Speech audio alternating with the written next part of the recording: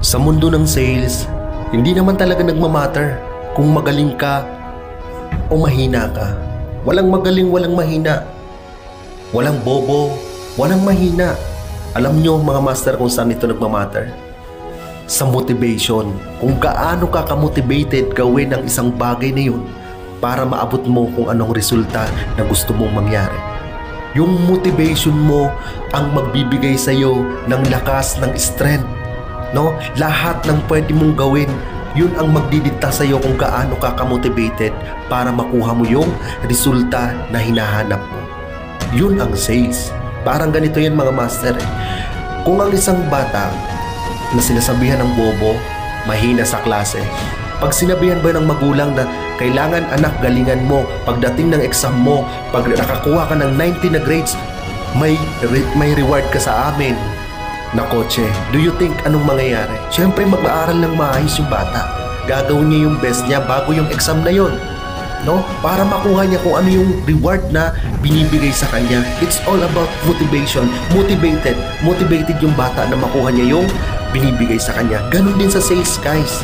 Ganon din sa pagbebenta, no? Pag sinabi ba ng may-ari na pag nakabenta kayo ngayong araw, bibigyan ko kayo ng 1 milyon, gagana pa ba yung sinasabi niyo mahina? Bobo? Hindi gagana yun. Dahil pagka meron kang motivation, motivated ka na makuha mo yung isang bagay na yun, kahit gaano pa ka-imposible, lahat ng ways ay gagawin mo para makuha mo yung reward na yun. Diba? So, hindi nag-i-exist kung mahina or magaling ka sa isang bagay. Nag-i-exist yan kung gaano ka positibo, kung gaano ka motivated, no? Yung motivation mo sa araw-araw, anong nagpapagana sa'yo, anong nagdadrive sa'yo, bakit ka gumigising ng maaga, kailangan mo makakota, kailangan mo makuha ito. It depends on motivation, paano mo minomotivate yung sarili mo para makuha mo yung resulta. Iba kasi yung nagtatrabaho sa tinatrabaho, no? Pag sinabi mong nagtatrabaho, alam niya lang kung ano yung trabaho. Pero iba yung tinatrabaho eh. Pag trinabaho mo, kahit gaano ka posible, ilagay ka man sa napakahirap na market, ilagay ka man sa napakapangit na situation, basta motivated ka na makuha mo yung resulta na yun, mangyayari yan. No? Kahit pang itlog, ibenta mo ng 1,000 pesos, kayang-kaya mong gawan ng paraan because you are motivated. No? Kayang-kaya mong ibenta, imagine, yung itlog.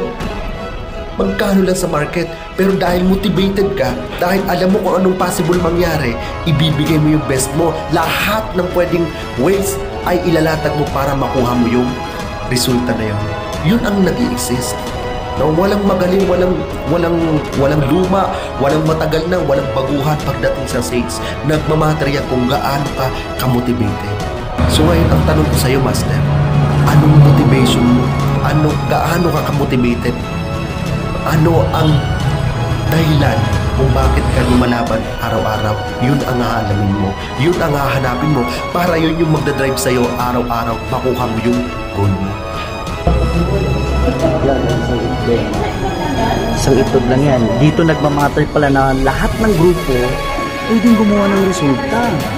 Walang zero.